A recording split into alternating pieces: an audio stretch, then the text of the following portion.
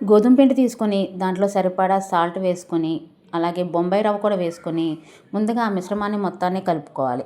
తర్వాత వాటర్ పోసుకొని మనం పిండిని గట్టిగా కలుపుకోవాలి. మెత్తగా కలపకూడదు, అలాగే ఆయిల్ అప్లై చేయకూడదు.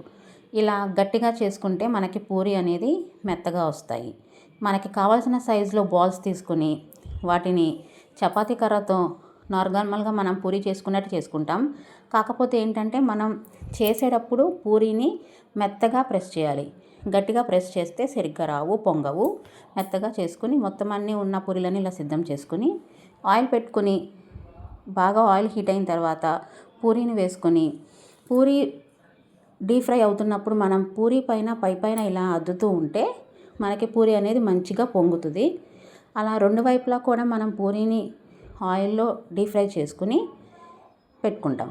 ఇలాగ మొత్తం అన్ని పూరీలు కూడా వేయించుకుని పక్కన పెట్టుకుంటాం. ఇలా మొత్తం అన్నీ కూడా మంచిగా వేగుతాయి.